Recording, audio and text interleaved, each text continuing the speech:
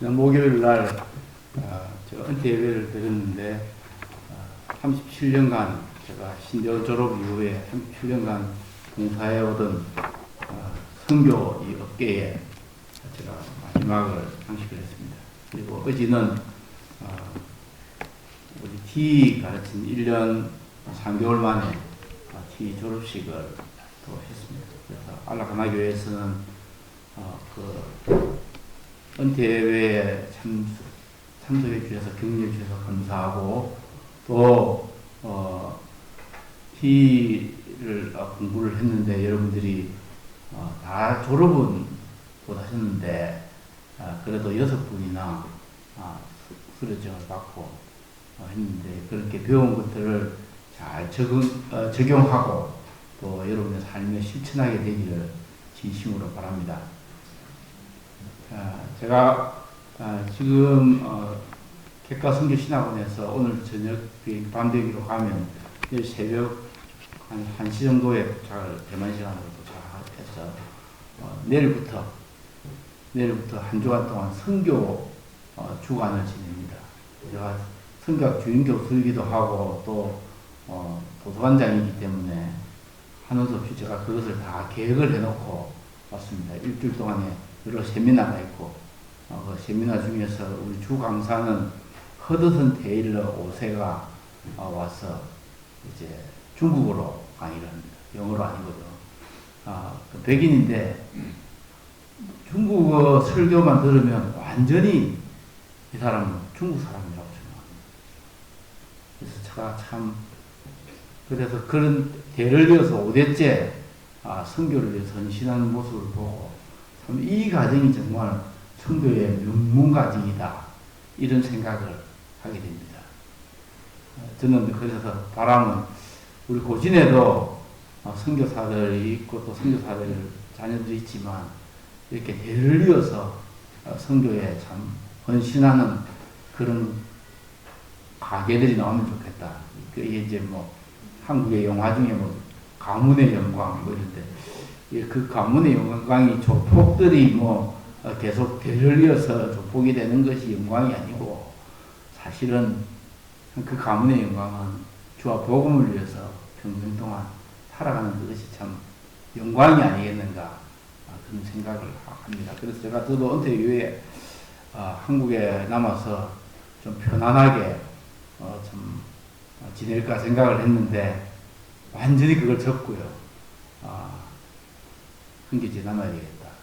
첫째 하나는 제가 지금까지 저희 집사람과 제가 계속 하는 이야기가 우리가 참 나는 한국에 있으면서 약국을 하거나 약사로서 돈도 안 벌고 참 열심히 영어도 배우고 중국어도 배웠는데 그 배운 세월이 30년 이상이 되는데 그래서 그것을 좀 써먹으면 좋겠다. 그런 이야기를 하고 저도 그래요.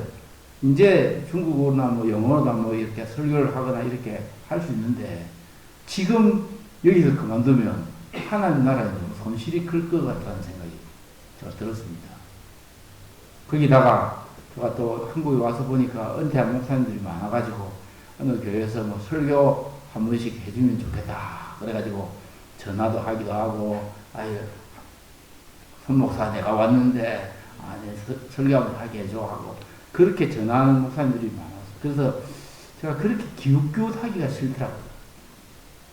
그래서 그렇게 한들 그러가 또 우리가 지금 또 이 나이에 뭐 집사람도 돈 벌고 저도 뭐 이렇게 해가지고 돈 벌어본들 그것이 무슨 큰 인생에 그게 도움이 되겠나 생각도 들고 그래서 예수님이 너희는 가서 모든 족속으로 제자를 삼으라 할 때 이제부터는 너희들이 선교지에 가면 매달 몇천 불씩 후원해 주겠다. 이런 약속하신 것 아니고 하늘과 땅의 모든 권세를 가진 내가 너희와 함께 하겠다. 그 약속만 붙잡고 왔잖아요. 제자들이. 그래서 모두 다 12명의 제자 중에 11명은 순교의 제물로 드려졌고 그랬는데 그래서 제가 남은 인생이 얼마나 될지 모르겠지만 중화권의 복음화를 위해서 특별히 이제 제가 섬기는 객가 종족은 중화권 안에서도 제일 복음화를 낳는데 그 종족을 위해서 그 종족 안에서 큰 부흥이 일어나기를 바랍니다. 하나님, 그래서 그 일에 저의 인생이 얼마나 길든지 짧든지 들어지기를 원합니다. 그런 마음을 가지고 제가 영주권 신청하고 그렇게 했습니다. 그랬더니 어제 이제 TV 수레를 하는데 우리 김원경 선생님이 이승두 장로님이 걱정하더라고. 왜 걱정하는데? 아이고, 이제 한국사님 선교사 끝나면 선교비가 없어서 어떻게 사역할 건가. 그렇게 걱정이 된다고 하시는데, 참, 이승도 장로님이 참 30년 전부터 참 제 관심 가져주시고 또 세계로병원이 저를 구원해 왔었거든요. 그래서 예. 이제 제가 정말 페이스 미션, 믿음으로 사는 훈련을 이제 할 것 같습니다. 장로님 너무 걱정하지 마십시오. 지금까지 하나님이 먹여주시고 입혀주시고 저도 미국에서 교육받게 하고 아이들도 교육받게 하고 또 하나님이 인도에 오신 하나님이 참 공중에 나는 새를 보라 베데베카보를 봐라. 심지도 아니하고 길쌈도 하지 아니하지만 하나님이 입히시고 창고에 모아들이지도 않지만 하나님이 먹이시는데 하물며 너희가 보냐. 너희는 먼저 그의 나라와 그의 의를 구하라 하는 그런 마음으로 제가 새롭게 선교 제2의 헌신을 실버 이후로 이제 은퇴 이후로 제2의 헌신을 각오하게 됩니다. 제가 지금 학교에서 다니엘과 기록책을 공부를 가르치고 있는데 원래는 이걸 가르칠 때 강의안이 한 학생들이 나눠 문제 150페이지 되고 그 다음에 또 그 외에 제가 준비한 건 이제 300페이지 그때 그 내용 중에서 한번 들었습니다. 제가 갑자기 이제 지난주에 선교를 좋겠다 해서 생각을 합니다. 컴퓨터 나가자고 아무도 나가자고 그랬습니다. 그래서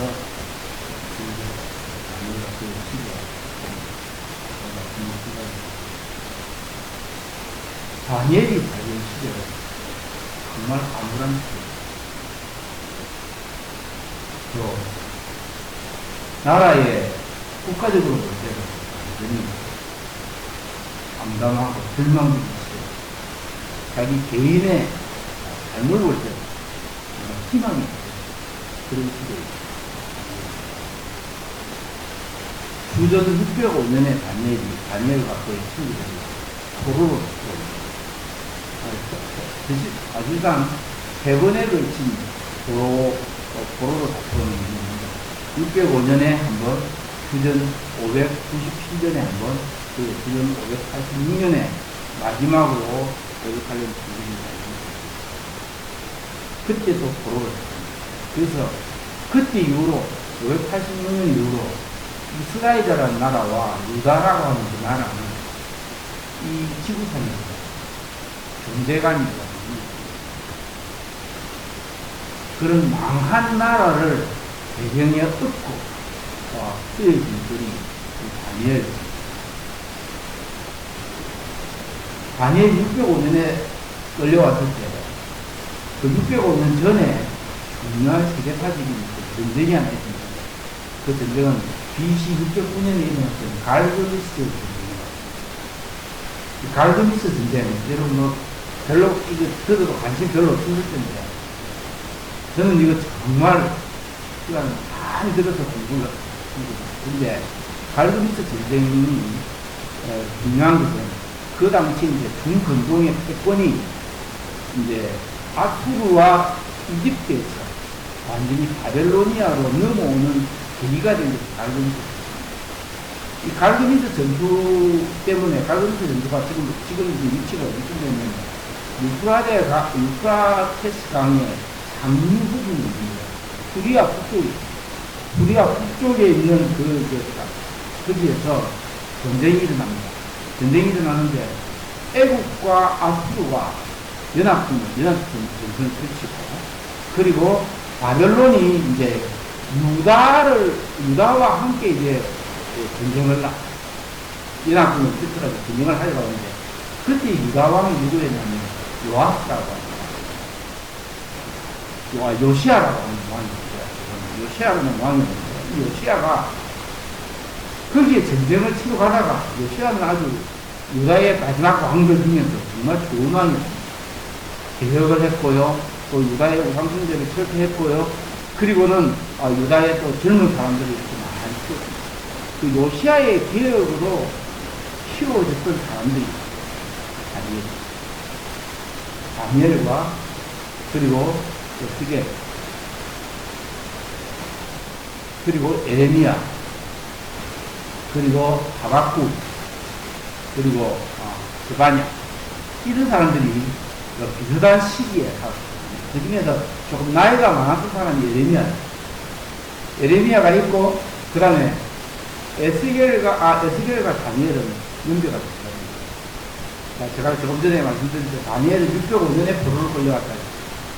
근데 에스겔은 597년에 포로로 끌려갔고, 그때 1만 명 가까운 피술자를 제일 연봉으로, 우리 연봉으로 하면 연봉 한 3억씩, 5억씩 정도 되는 그런 정도의 사람들을 고급 기술력을 다 포로로 만명을 들여갔습니다. 그러다가 그러면서도 계속 이제 꼭두각시 왕, 대례왕을 세웠는데, 이 대례왕들이 자꾸만 이제 반역을 하고 이러니까 왕들이 계속 바뀝니다. 그래서, 요시야 다음에 여호하스, 그리고 요야김, 그리고 요야긴 다음에 시드기야. 이 시드기야에 와서 완전히 이제 이 나라가 완전히 바꿔집니다. 시드기야가 그게 주전 586년입니다. 그러니까 그렇게 볼 때, 다니엘은 605년에 끌려갔는데, 그때 나이가 몇 살이냐면, 많은 사람들이 나이에 대해서 가지고 17살이에요. 17살의 나이에 포로를 끌려왔습니다. 근데 다니엘은, 제가 조금 전에 말씀드렸듯이, 요시아의 개혁 이후로 거기서 키워진 인물이라고 제가 이야기했습니다. 그 여러 가지 이유가 있는데요. 이 다니엘서 1장을 여러분들이 자세히 보시면, 이 다니엘서 1장에 요시아의 개혁의 흔적이 있는 것이 뭐냐면, 다니엘이 구약을 너무 잘 알아요. 17살에 끌려왔는데, 이스라엘은 제대로 된 이스라엘은 아이들에게 성경을 잘 가르쳤어요.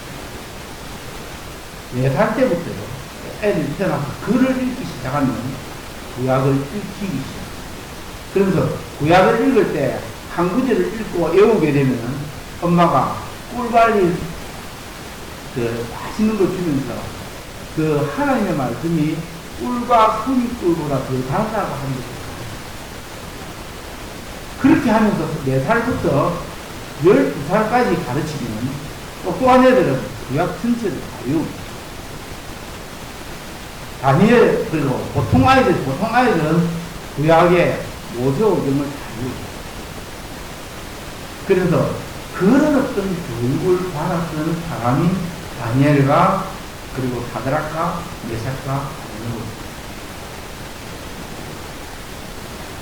근데 이렇게 하나님의 말씀 잘 배우고 이렇게 있었는데 17살의 나이, 제가 왜 이제 17살인지 그건 뒤에 말씀드렸습니다. 17살의 나이로 끌려왔어요. 바벨론으로 끌려왔습니다. 끌려왔는데 끌려와서는 바벨론 교육을 시킵니다. 이 아이들에게 바벨론 교육을 시킵니다. 바벨론은 그 당시에 천문학, 수리학, 그리고 점성술, 그리고 바벨론이 가지고 있는 빅데이터가 엄청났습니다. 지금 우리 AI 이야기하는데 그 당시에 이게 벌써 몇천 년 쌓아온 바벨론 문화입니다. 몇천 년 쌓아온 이 바벨론 문화를 여러분 조금 연구를 하면 수메르 문화부터 시작을 해요. 수메르 문화라고 하는 게 있거든요. 쭉 내려다가 아카디아 언어가 있고 구바벨로니아가 있습니다. 구바벨론이 왜 지금 나오는 신바벨론이에요. 그리고 신바벨론에 이게 지금 수메르라고 하는 서령 문자를 배워야 되고 또 천문학 이게 빅데이터가 엄청난데 우리 옛날에 이제 좀 공부를 좀 한 사람들은 사수 오경을 배웠습니다. 우리는 어떤 사람은 바로 삼경이라고 하고 다소 오경이라고 합니다. 그 사수오경에서 쓰던 주역을 배울 때는 그것이 저희 사실 빅데이터예요. 여러 확률들을 다 해가지고, 이제 우리 사주팔자를 딱 보고, 이 사람들이 거기에 따라서 어떤 사람인지 하는 것들을 평가하는 것, 그것들을 정치관 이런 것들이 다 그런 내용입니다. 그런데 이 발전의 시작은 사실은 수메르문이에요. 그렇게 해서 내려온 그런 데이터를 잘 들어가지고 했는데, 다니엘은 그런 사람들 가운데서 가장 탁월한 언어를 배웠어요. 자, 그래서 다니엘이 여기 이 다니엘서 1장을 보면 다니엘 1장에 아주 중요한 포인트가 몇 가지 있는데, 다니엘이 예스라고 하는 걸 받아들인 게 있습니다. 다니엘 같은 예스라고 받아들인 게 세 가지가 있어요. 그 다음에 반드시 노라고 했던 게 있어요.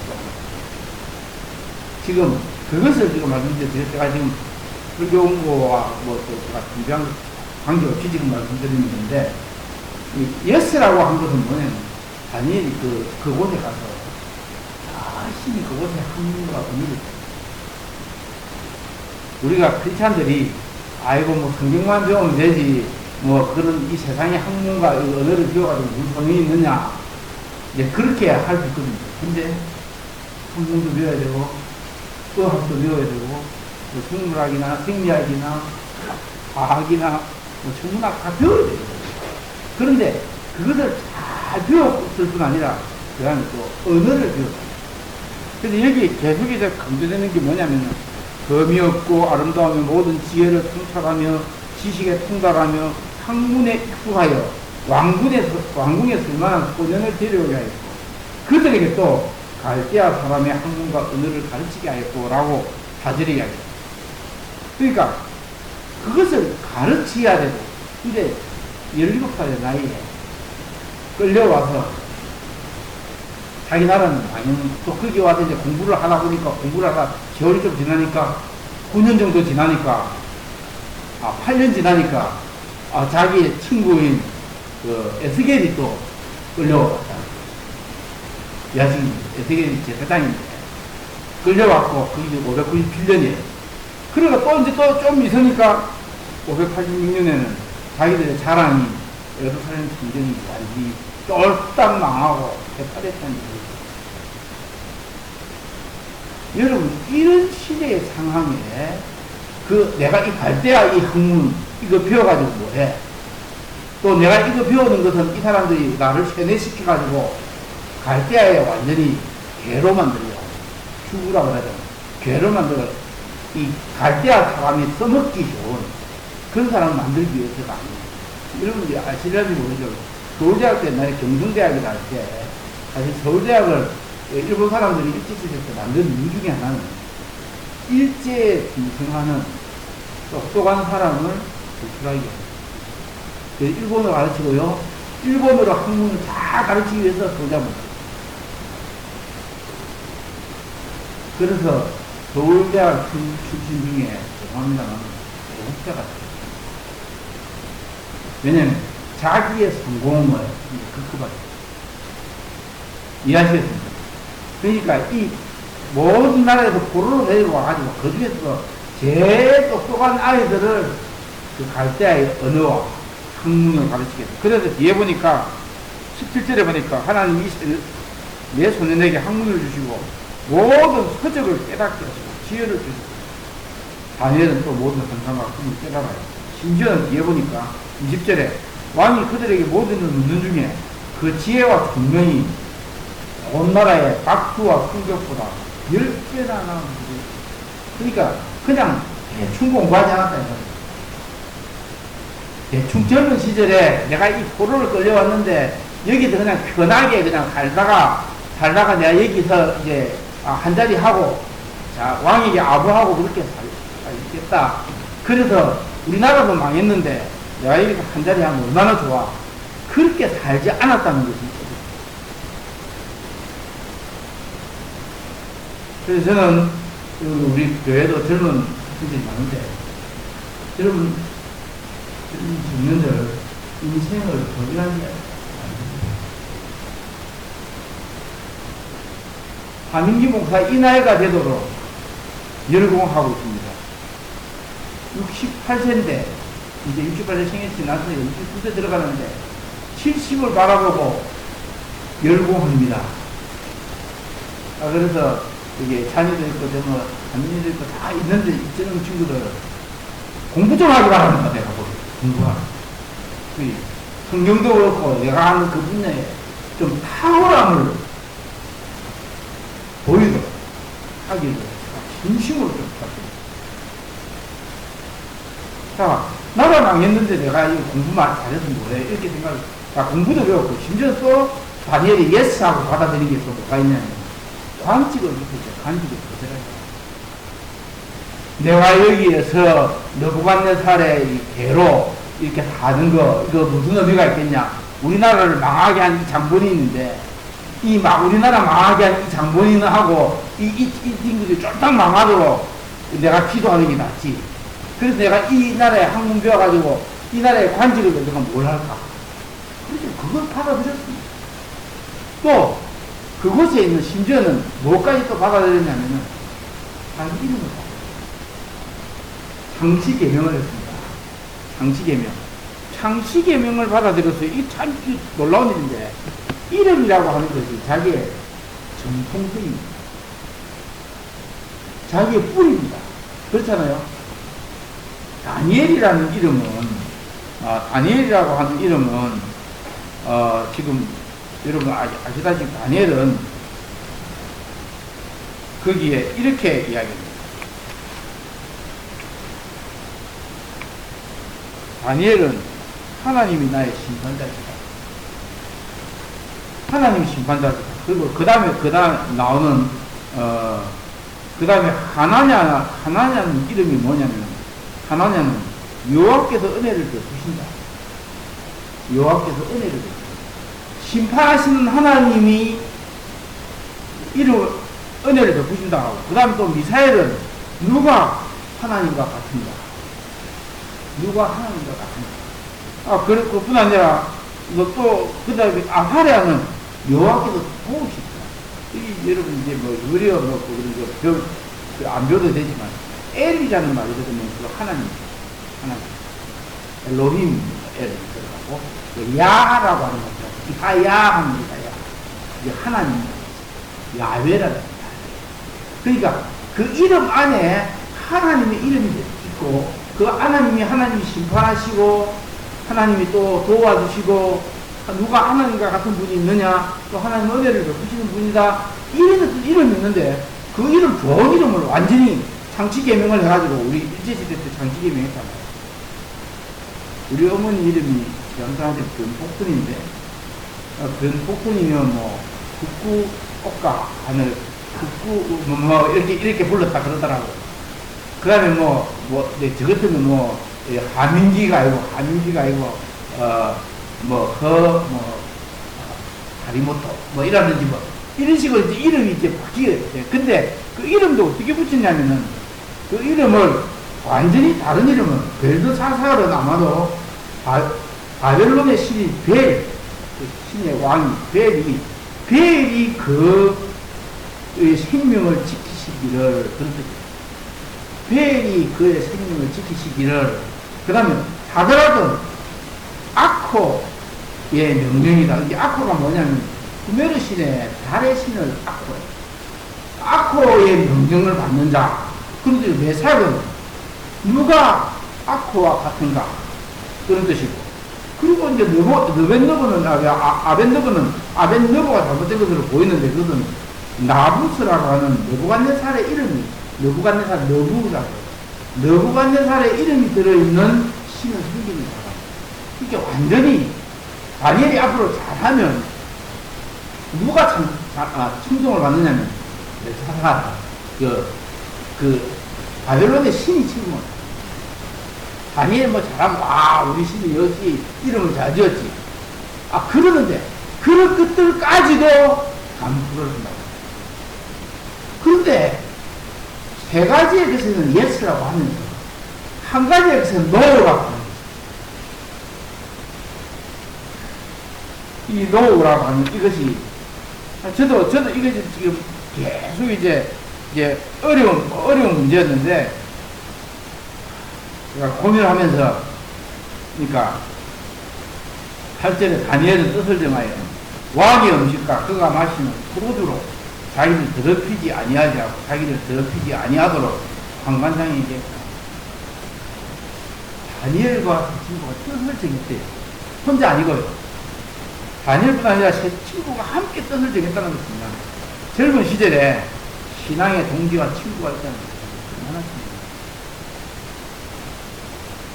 저는 여기에 뭐 다니엘인데 자녀들인데 젊은 친구들이 평생에 함께 가는 동료, 친구, 신앙의 동지, 이거 너무 또 그들은 어려움이 닥칠 때 같이 기도하죠.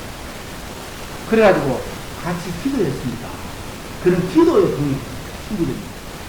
우리가 같은 교회에서 자란다고 하는 것이 좋은 것은 그런 동역자와 친구들을 어떻게 해요. 제가 신학교에 가서 보니까 신학생들이 친구가 정말 여러분과 함께 여러분의 그 문제나 교회 문제를 두고 같이 기도할 만한 그런 친구들이 있습니까? 영적인 친구들이 있습니다. 여러분 뭐 성공하거나 돈을 많이 벌거나 높은 자리에 갔다가 그것저것 말하는 게 아니고 그런 동력자를 있는 자는 복이 있습니다.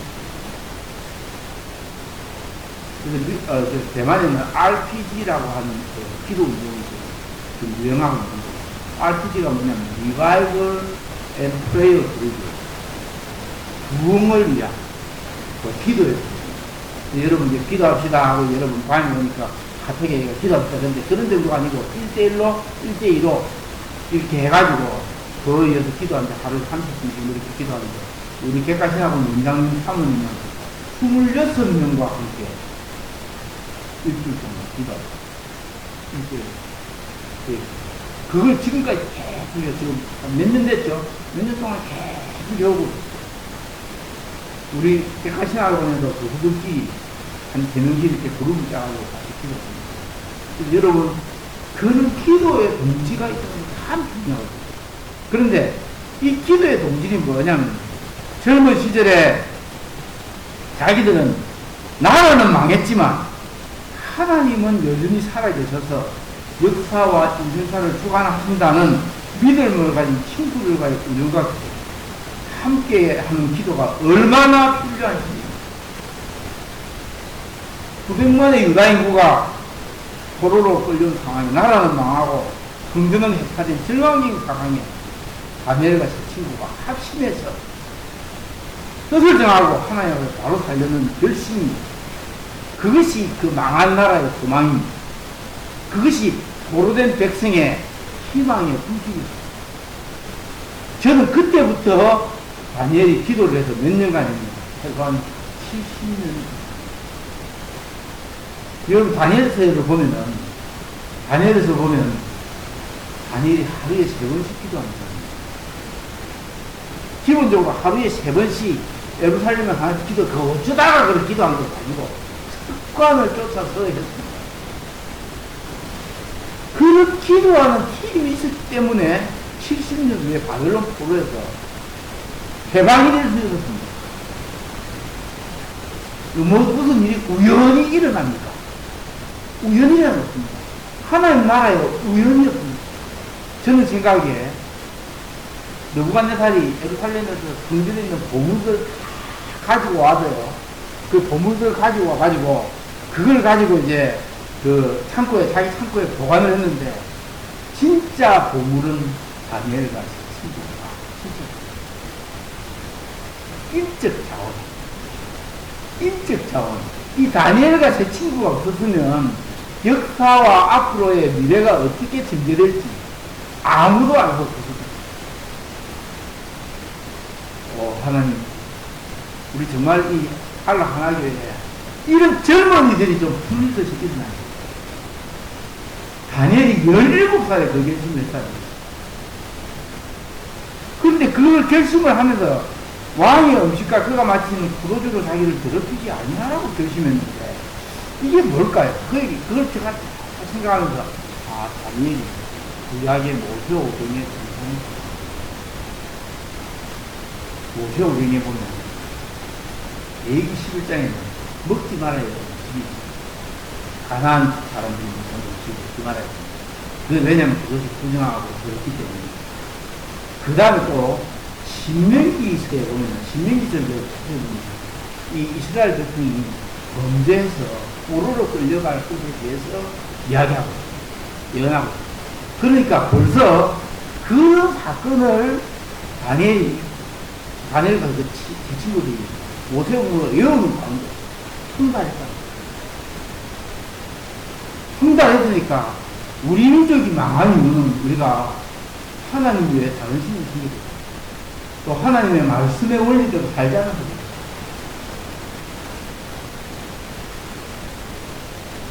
우리가 이 하나님의 말씀을 붙잡고 우리 민족 다는 아니지만 우리가 우리 민족의 대표로서 공중에서 이렇게 교육을 받는 거예요.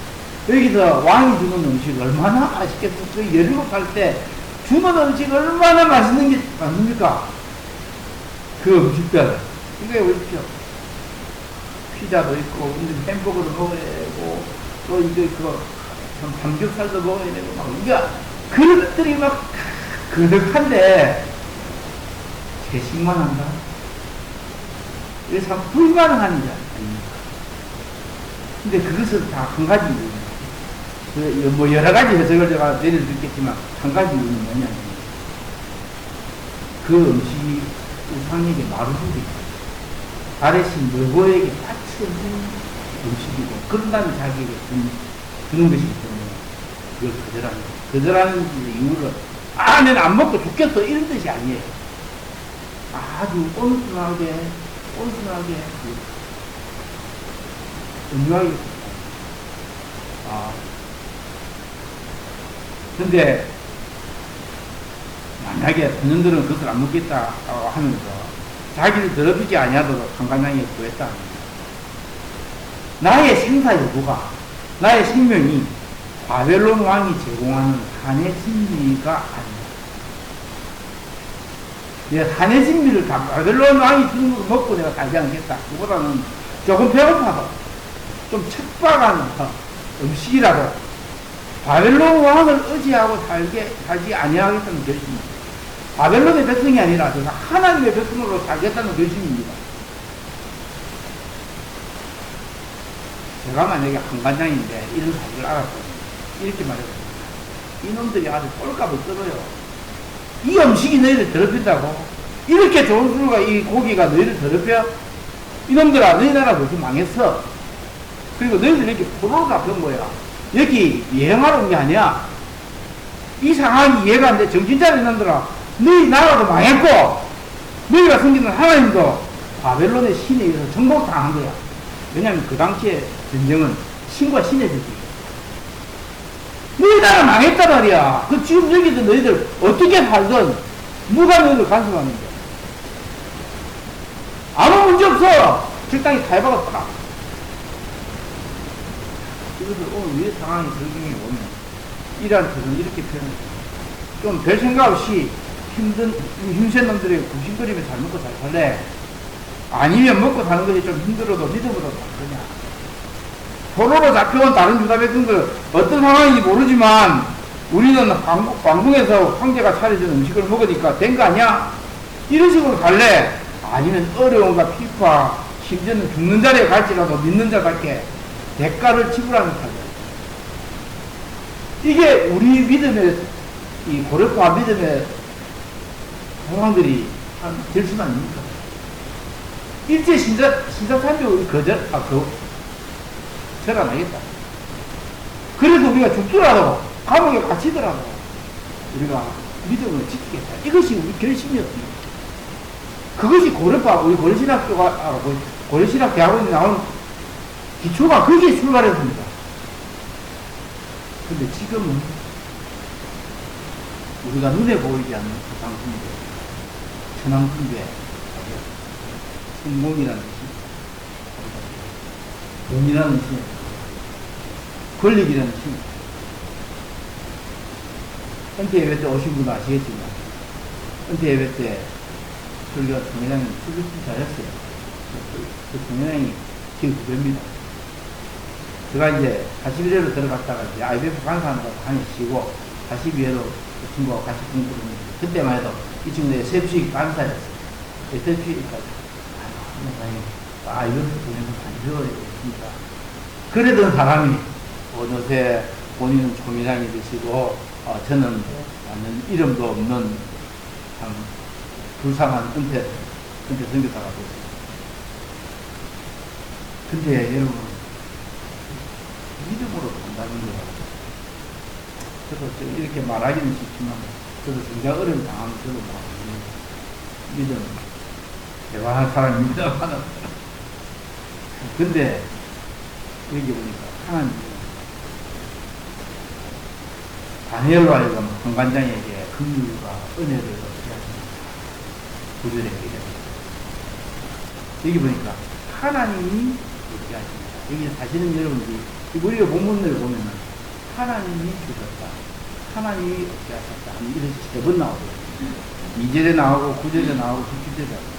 17절에 보니까 하나님이 이 네 소년에게 학문을 주시고, 모든 소들을 깨닫게 하시고, 지혜를 주셨습니다. 다니엘은 또 모든 환상과 꿈을 깨달아 알더라. 하나님이 학문을 주시고, 깨닫게 하시고, 지혜를 주셨다고 합니다. 다니엘이 똑똑해서 그렇게 된 것이 아니라는 말입니다. 2절에는 주께서 주셨다. 9절에는 하나님이 주셨다. 다시 17절에 하나님, 여기 하나님이 주셨다, 하나님의 뜻대로 한다, 이 말을 우리 섭리라고 해요. 섭리라는 말이 영어로 어떻게 나오는지 아십니까? 3가지로. 하나는 providence, 하나는 dispensation, 또 하나는 economy.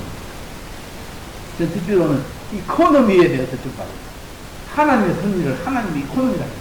이코노미가 경제학이죠, 이게. 그죠? 하나님의 섭리대로 하나님의 뜻대로 살면 이코노미 하다 말입니다. 이거 참 새로운 이야기인데, 이코노미는 자원의 전략, 효율 좋은 사용과 관리를 뜻합니다. 맞죠? 그래서 경제 원리를 잘 따르면 돈이 됩니다. 맞습니까? 경제 원리를 잘 따르면 돈이 됩니다. 그러니까 하나님의 섭리, 이코노미를 받아들이는 태도는 인생의 효율을 높게 합니다. 그러면 우리의 삶을 알뜰하게 하고 이익을 가져다는 원리가 즉 하나님의 섭리, 이코노미. 이것을 깨닫기 전까지 우리 인생은 늘 뺑뺑이 돌고 있습니다. 고생은 고생대로 하면서 돈은 못 벌고, 또 열심히 공부를 하는데 뭐 지금 잘 안 되고, 또 돈은 버는데 또 행복하지는 않고, 또 집안은 늘 찌그락찌그락하고 막 그냥 돈은 많은데 사개오처럼 불행합니다. 사개오처럼. 이스라엘 백성이 하나님의 섭리를 깨우칠 때까지 광야에서 40년 동안 뺑뺑이를 돌았습니다. 이집트에서 가나안까지 열흘이면 가는 거리를 40년 동안 돌았어요. 아직도 인생이 잘 안 풀리는 분들이 있습니까? 내가 하나님의 이코노미를 따라 사는가 생각해요. 하나님의 섭리와 하나님의 뜻대로 사는가. 효율이 없는 정도가 아니라 아예 낭비한 세월, 허송 세월을 사십니다. 우리 인생이 그렇습니다. 여러분의 청춘과 시간과 건강, 돈을 무엇을 위해서 사용하고, 무엇 때문에 삽니까? 무엇 때문에 그렇게 미친 듯이 미친년들 이렇게 바쁘게 사십니까?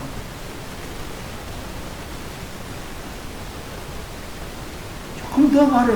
조금 더.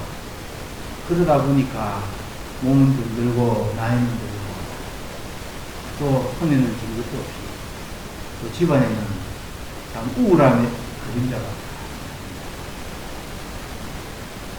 하나님의 뜻을 받아들이고 그것을 위해 대가를 치르는 것은 결코 시간과 돈을 낭비하는 것입니다.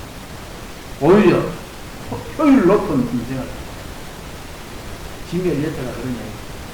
정말 중요한 일을 위해서 덜 중요한 것들을 포기하는 사람은 결코 없습니다. 다시 한번. 정말 중요하고 소중한 일을 위해서 좀 덜 중요한 것들을 포기하는 사람은 결코 없는 사람입니다.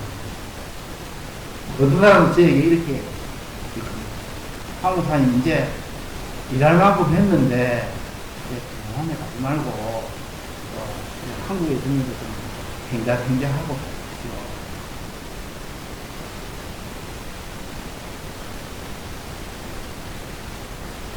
지난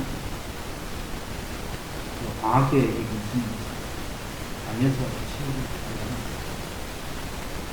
본래 생각은 이스라엘에 가서 공부하고 그러고 근데 제가 생각을 해보니까 제가 이 나이에 이스라엘 가가지고 공부를 몇 년 해서 하는 게 젊은 시절에 키워요.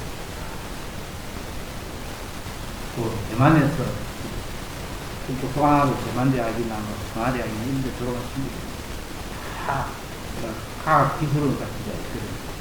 거기에 가서 돈 벌고 하는 그것이 문제예요. 그래서 거기서 하면서 아파트 사고 또 대지부 위에 하고 또 능력이 된 식으로 미국에 가서 유학하고 와서 대만의 TSMC 이런 데 가서 취직을 하고 이런 것들이 그들의 인생의 이제 이 목표예요. 그래서 제가 옛날에 아이들을 했습니다. 내가 나이가 이들이 내 손잡벌이 될 수 있는 내가 이 나이가 지금 키우고 제가 그런 바람을 이야기합니다.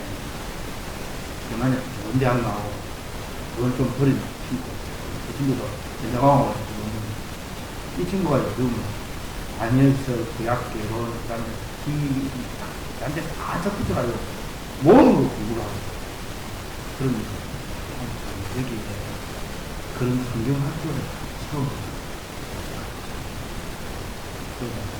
있나? 얼마인지 잘 몰라요.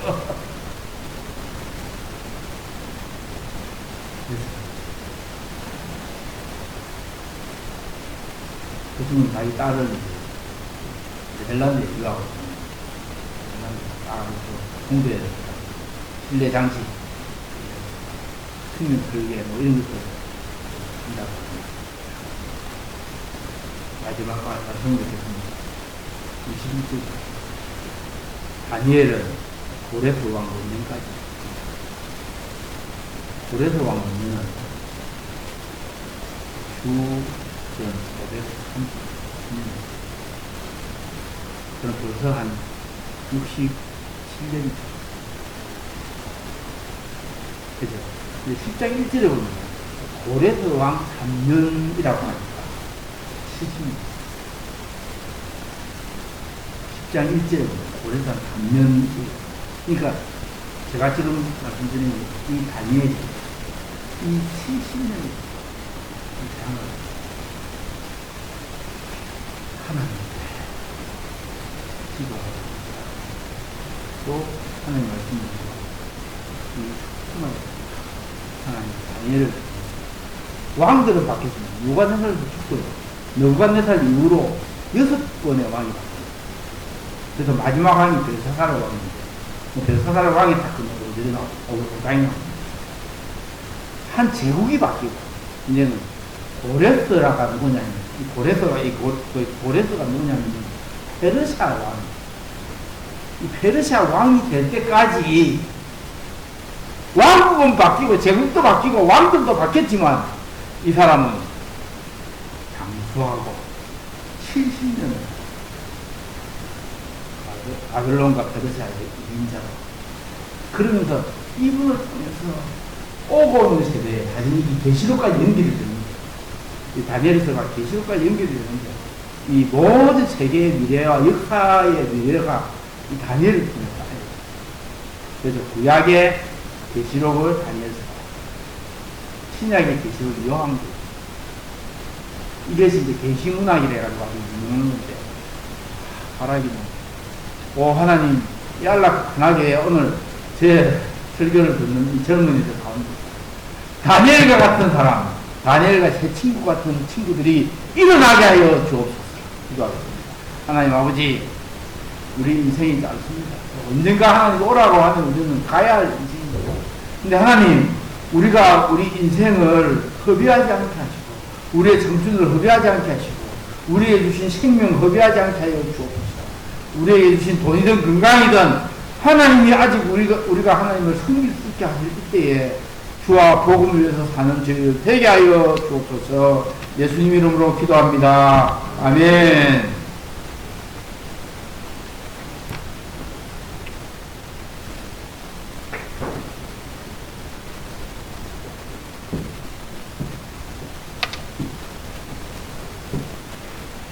함께 결단과 봉헌 찬송하겠습니다.